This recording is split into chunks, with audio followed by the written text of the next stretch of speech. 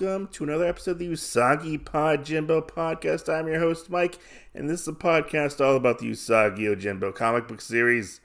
And we are getting through the Mirage run right now, and we are actually in Volume 2, which is the Mirage run, and we are on Issue 8. And today we got two stories for you guys. Today we have The Gambler, The Widow, and The Ronin for the main story for this issue, and then we have part 3 of Battlefield, which ends and concludes that particular storyline. So we're wrapping up one and kind of wrapping up another a little bit, But as always, thanks for listening. Hope you guys enjoy the podcast. And shout out to the Facebook group Usagi Podjimbo, Usagi Yojimbo podcast. We're growing really fast, surprisingly really fast. I just want to say thank you, everybody who's joined the podcast. It's like 80-something people at the moment, I believe. 80, 81. I can't remember exactly how many people have joined. But it's cool to see my little podcast grow slowly and get people to listen to the podcast, which is really cool to see, But our story starts out, as always, this one starts out a little different, just a little different. We hear, in this village, we hear people say, come on, there's still time, come on, make some wages, hurry up, come on, this is your last chance. And we see a character who, I don't remember if they actually ever get a name. I think he's just the Gambler. He's a big, portly fellow. He's the one who basically arranged the fights in the Duel, which is this is a sequel story to the Duel, and he basically arranged fights and sort of fixed fights, and ended up inadvertently getting his partner killed because Usagi fought this man named Shobu, who had a wife and child, and it ended very horribly. Go back and listen to the Duel episode. It's a really good episode, I have to say, and it's one that's like really, I feel like it has a really bleak ending, I have to say, and maybe a certain portly gambler gets his comeuppance in this particular issue, just saying. But the Gambler is getting all of his bets together, and he ends up getting a bet from this old man. He gives one boo or one bow, I don't know what you would call it. He's like, "What? How can you do that? Is that all you got? You want your skin flat?" I want to know what's a skin flat, because I never heard that name before or word before. So I'm gonna have to look it up after this. But it ends up. We have these two men in a duel. They're very much like unsavory fellows. One has like a scar going down his face, and he's got he looks like I think he's a cat. And then we have another guy. I think he's also a cat. He has like more of like a beard, like he's balding on top, kind of, and it goes back onto his beard. He's like a bigger guy. And we see them, and they're getting ready to duel. And you hear the Gamblers say, "All bets are in," And he's all happy. And they actually end up fighting. And the bigger of the two samurai ends up winning. He's like, he wasn't skilled at all," he says. And he's like, the Gambler says, "Neither are you, Kidomo? Is that Kidomo? No, I think his name is. I think it's Kidamono, I think his name is." And he's like, what are you talking about? And the Gambler happens to tell Kidamono that, your forehead is bleeding. And Kidamono kind of brushes it off. He's like, it's only a scratch. He probably got a lucky cut in. And the Gambler says, Shubo would never have gotten cut. And we get this little thing down below, and it says, "See book 6, The Duel," to get with that, He's like, Kodomo says, you're always talking and comparing me to your last partner. Just remember, he's the one who died, and I'm the one still dueling. And Kitamono is like, basically, give me my money.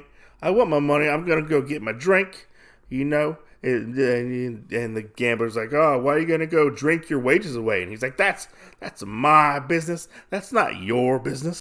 He ends up giving Kitamono his wages. He's like, Kitamono accuses the gambler of cheating him. And he's like, why would I cheat you? You know, there's not real much money in this village at all. We're in a small village. We're not really making a lot. And Kitamono's like, oh, we gotta go to a bigger town. And the gambler's like, are you kidding me? You barely beat the champ of this yokel town, this yokel village. You know, you're not even a real swordsman. And he's like, oh, you don't know what you're talking about. And the gambler's like, without me, you would still be a bouncer in that brothel. And then Kitamono like pulls him in close and he's like, you're always insulting me. I don't need you. You know, give me my money, you know. And the gambler's like, let me go. And he like kind of like throws him to the ground. He's like, sure thing, partner. He's like, come on, I'll buy you a drink. So things aren't really working out for the gambler these days, I have to say. Kitamono and the gambler walk into this establishment. He's like, give me your finest sake for me and my partner. And you're like, oh, come in, you know. And one of the women ends up dropping the sake bottle. And they're like, oh, what a good waste of sake. And the woman ends up feeling sick. And they're like, you sure, Cuneo, are you okay? It looks like you've seen a ghost. And she kind of like walks off. And we find out that this is actually Shubo's wife. And she is working at this inn. And she's all sad. And she's like, oh, I can't believe, you know, I saw him. I saw him. And she tells her son that she saw her son's killer. Not her son's killer. Her husband's killer. And his father's killer. The son's not dead, whatever. I don't know why I said that. But she comes in crying. She's like, I know Shubo would have left his partner. Yeah, he promised to accept that gambler offered him way too much money. And he basically ended up having one last duel, and he basically died. Because of the gambler, you lost your father, I lost my husband, and we lost everything. I was always curious exactly what happened to Shubo's wife after the duel, because it was very much left like up in the air. Like, was she gonna die out in that outside of town? You know, I was never really sure. It was very much left open-ended at that point. But it's really good to see that she is not dead. Because apparently after Shubo's death, Cuneo, I can't even pronounce her name right. Cuneo, she ends up struggling, taking care of her son. She's a single mother, and she ends up working at this inn. And she doesn't really like working at this inn because the main manager guy, he's a real like scumball, and he actually comes in and tells her, "What are you doing? We got customers out here. You know, take care of them." And he kind of grabs onto her. I don't like this scene whatsoever. Like, I don't like this scene, but he grabs her and he's like, perhaps you can take care of me later. So, Cuneo, she's actually doing other stuff on the side, I guess. And that just really sits wrong with me. Like, I don't like seeing that. It really kind of like left like a pit almost in my stomach. Because I was like, oh man, what poor things must be happening to her? Like, what's she freaking going through? Later on, our main character, our main man, Usagi, actually finally shows up to the village, and he's still wearing his garb from the past couple stories with the hat and like the cover cape thingy. I don't remember what that's called. He's like, oh, a village, at last a village. It seems like years since I've actually slept on a real futon, so yay for Usagi, finally getting some good night's sleep. He looks like, oh, this is like a really friendly village. Maybe I can get some directions to the Fukashu temple and return the flute that he got from the previous story.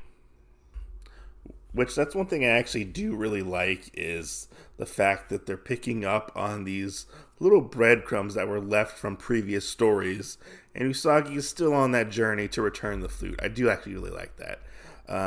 But Kitamono, he runs out of sake, and he's like, give me more money, to the gambler. He's like, give me more money. And the gambler's like, oh, you drank all your earnings. I'm not going to give you more money. He ends up giving you more money, and Kitamono finds out that the gambler has been actually lying to him, and he has been holding out on him, even though the gambler says he's just been very frugal with his money. Frugal, he says. And Kitamono actually ends up taking all the rest of the earnings, which sucks for the gambler, I do say so. The gambler ends up starting to talk in his head. He's like, I've taken enough from Kitamono. At least Shubo was disciplined, saving his wages so he could actually take care of his wife and child. But Kitamono is not like that. He's just a bully with a sword. And now he knows I've been holding out on him. And he'll be watching me closely. I gotta get rid of him in a second. If he could think of a way to make some more money, we gotta make some more money. He's like, curse that Shubo for getting killed like that. Curse Shubo. As the gambler is actually talking, Usagi is walking outside of the establishment. He's like, oh, here it is. Here's the inn. It looks really quiet, We see a guy tumble out, and he's like, hey, he looks unhurt. I wonder what this was all about. And he's like, well, it's not my problem, Usagi says. So I'm just going to go get a meal and a bed, which I kind of feel like that's a little out of Usagi's character a little bit. But, I mean, who am I to say if that's out of Usagi's character? Because I'm not the one who created him. But we see Usagi actually bumps into Kitamono. He's like, oh, and Kitamono's like, oh, watch where you're going, Ronin. I threw this other guy out because I didn't like the way he looked, so I can do more to you. And Usagi's like, it was entirely my fault. I was not watching where I was going. I apologize. Please forgive me. And he bows. Kitamono ends up laughing, and he's like, I've never had a samurai apologize to me before, but sure, I'll forgive you, buddy. And we see the gambler happens to recognize Usagi, and he's like, I don't know about this guy. This is the guy who killed Shubo in the duel, the duel that we had way back. And we see them he's kind of like holding his head. He's like, I don't want him to see me. And the gambler actually runs off. He's like, oh, I hope he doesn't recognize me. He's like, I don't understand it. Why would a warrior of his skill ask for forgiveness? That brute, he could have easily beat that scum in any kind of a fight, he says. And the gambler actually gets an idea, and he's like, yeah, he could beat him in a fight. Usagi could beat Kitamono in a fight, and he's like, maybe this will actually make me some profits at the same time. He kind of starts rubbing his chin, I'm gonna find out what happened, And we switch back to Kunio, and Kunio is like, I wonder actually what happened to him. Why did he depart the inn so suddenly and so quickly? What's going on? And the manager's like, go. Why are you just standing here? Hurry up. The guys are hungry. And she ends up going up to Usagi, and she's like, here's a hot meal and some tea. And Usagi says, thank you. And yeah, actually, I don't remember if Usagi had any interaction with her in the duel whatsoever. I think he just had interaction with Shubo, but he doesn't know who she is. And he's like, thank you. And he's like, Usagi asks, is it always rowdy in here? And she's like, no, sir. There was a duel today, and that brings out the worst in all people. And Usagi says, you seem to have some personal experience with this. And she's like, yes, my husband was actually killed in a duel. And Usagi says, what a waste, And she pipes up, Kunio pipes up, and she's like, but the one who engineered the fight, who murdered my husband, will one day receive his debt. Not debt. I don't know why I said debt. Receive his due. That's what he says.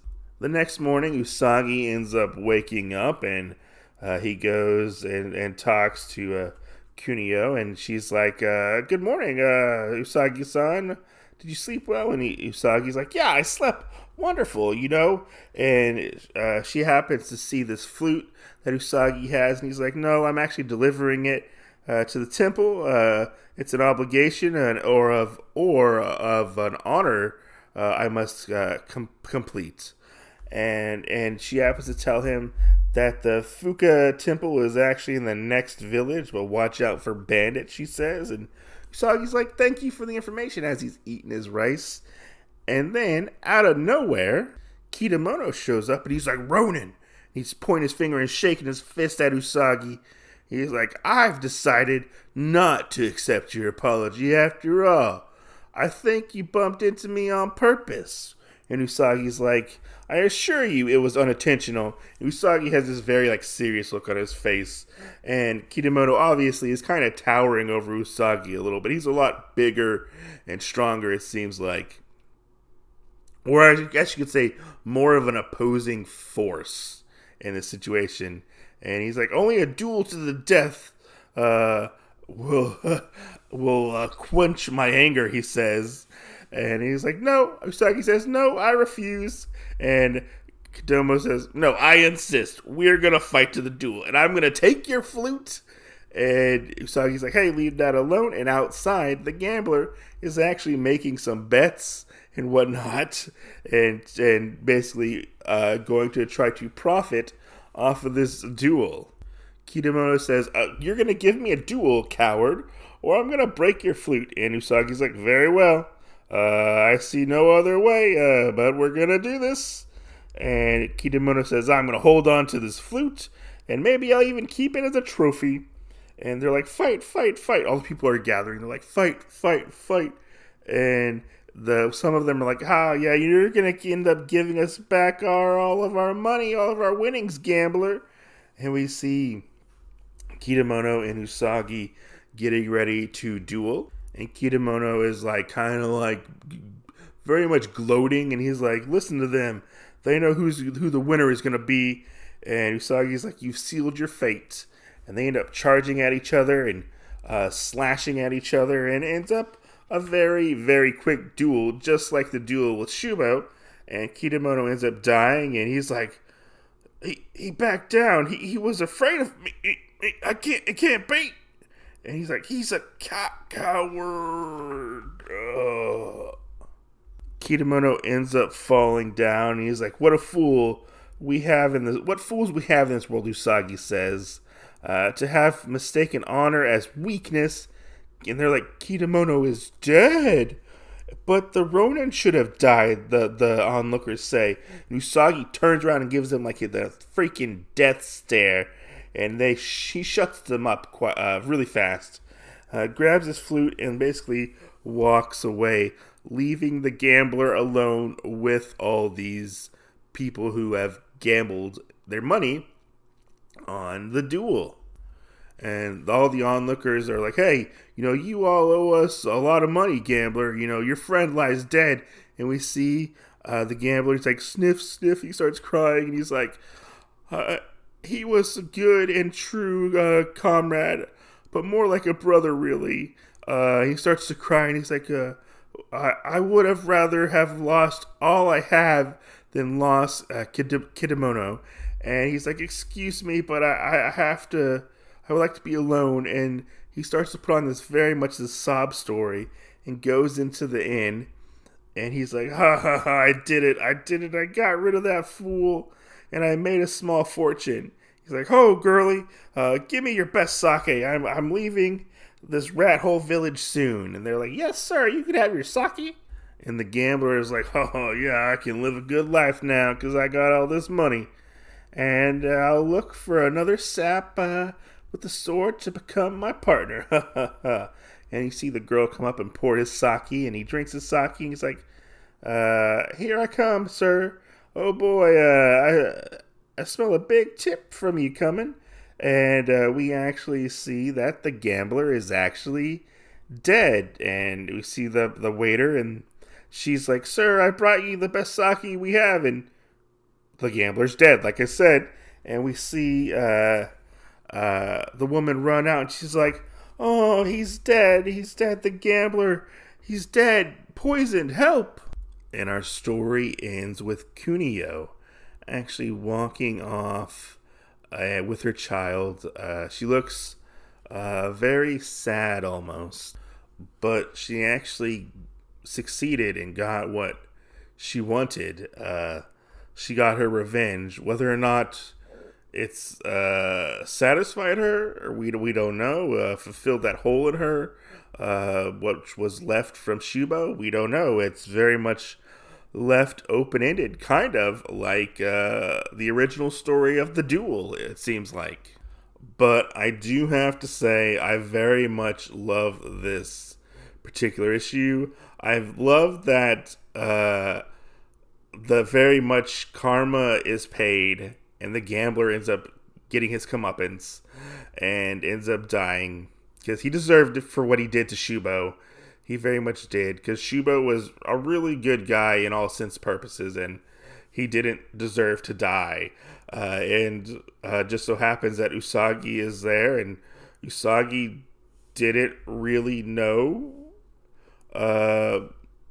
Kunio at all, but he ended up befriending her and stuff. And it was funny to see that the gambler never came face to face with Usagi again, which was kind of funny to see, because I thought maybe like Usagi would like go after him for what he did to Shubo. Who knows?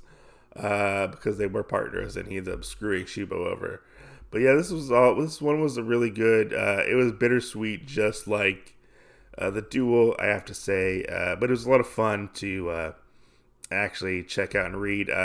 It was something that I never thought would come back up again. Like, I never thought the gambler would come back up at all, or even Shubo's widow and her child.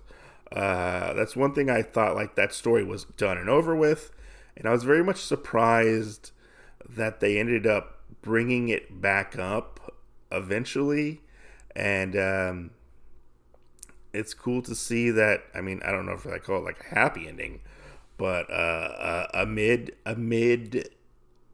gray area happy ending, I guess we could call it. Who knows?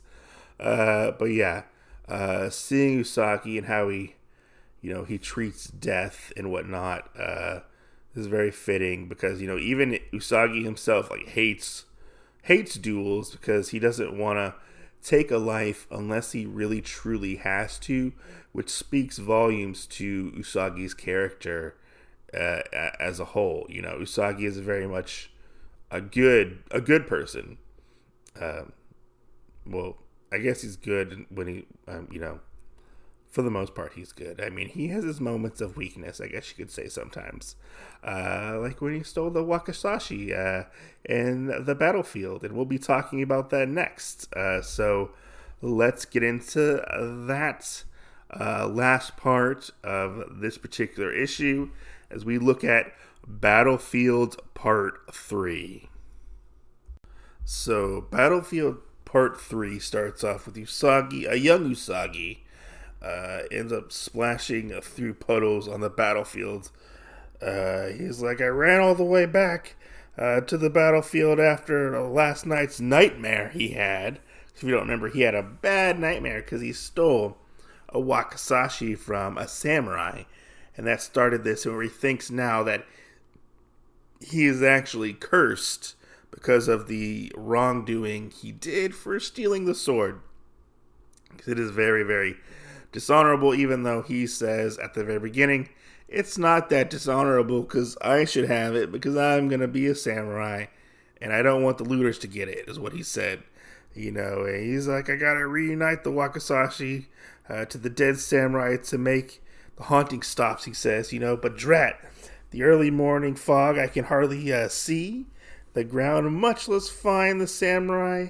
It makes everything look a little too creepy. We see the dead bodies strewn about like before.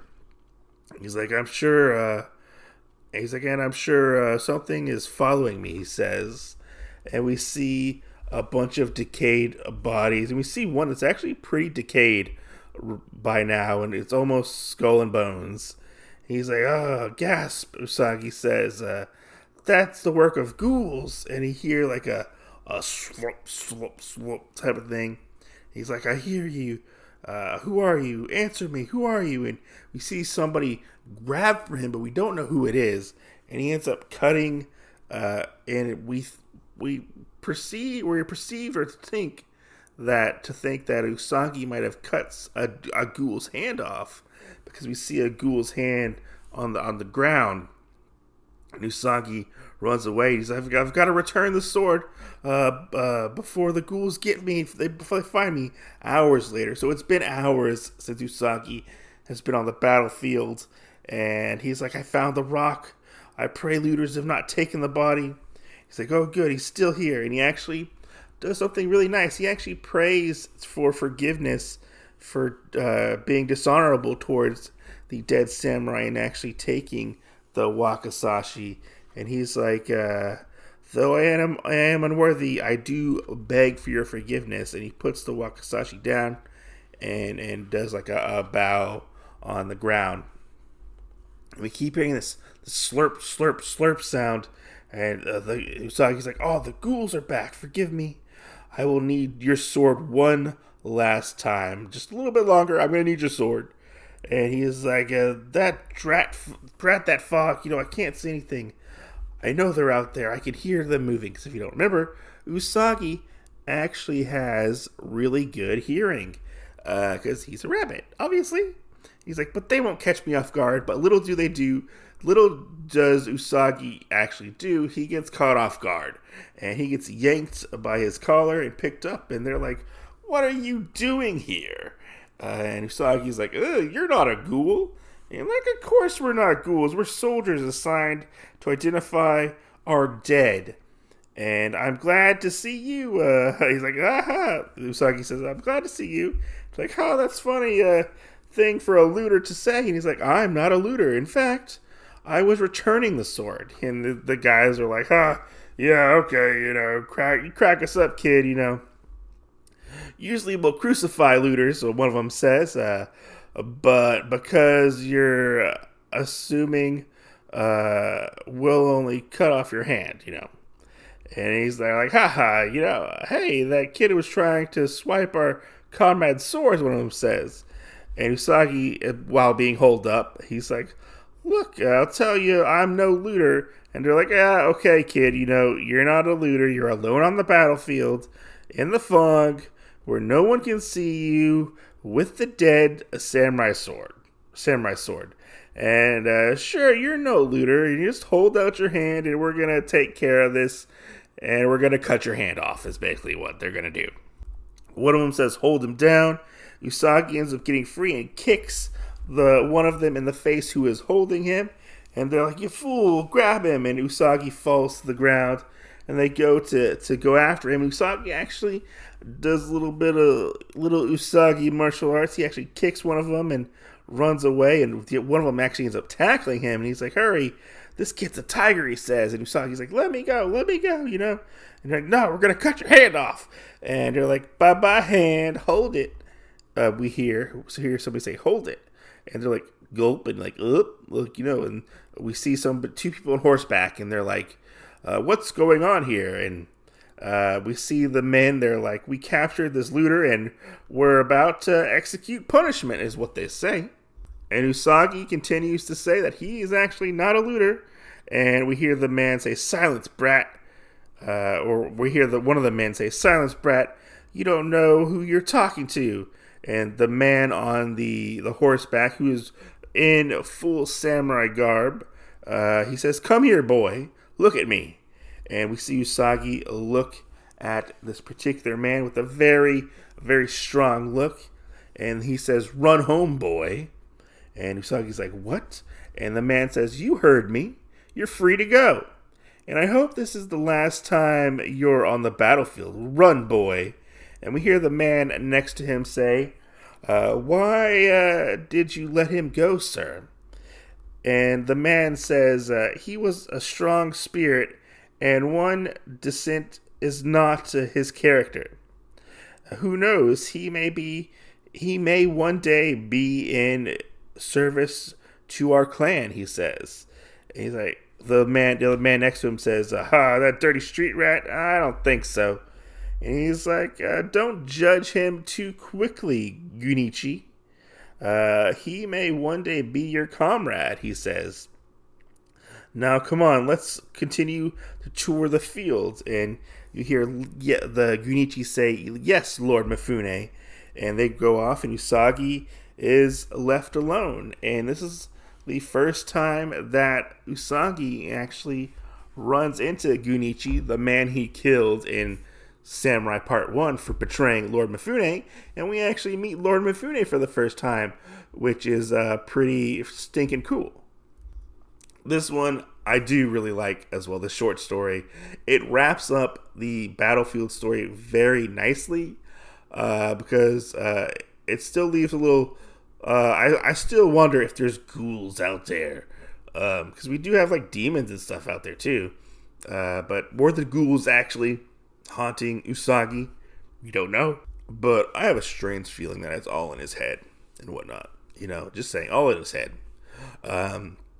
But I like this little short story of Usagi like going through and seeing the reality, the rawness of what battles, what wars actually are. Because when you're a kid, you know, war, you know, whether or not it's like, you know, you're playing pretend war, or like you're playing like cops and robbers or something like that, you know, or, you know, you're a cowboy in the Wild West type of thing. You know, as a kid, you know, we very much do glorify those horrible acts that one has to partake in when fighting in a war, which is weird to say, you know, like thinking about it like in like the sense of our world.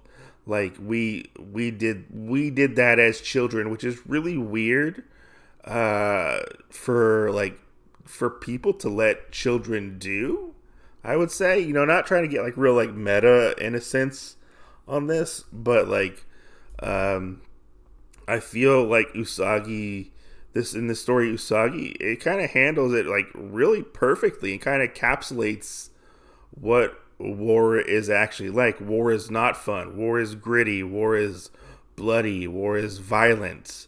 And I think Usagi definitely picks up on that in this situation. And it's cool to see that Lord Mifune and Gunichi end up getting brought into this because, as we all know, war kills Lord Mifune, or they kill Lord Mifune and in this and whatnot. When I first read this, I thought the guys were actually possibly looters at first, but they're not.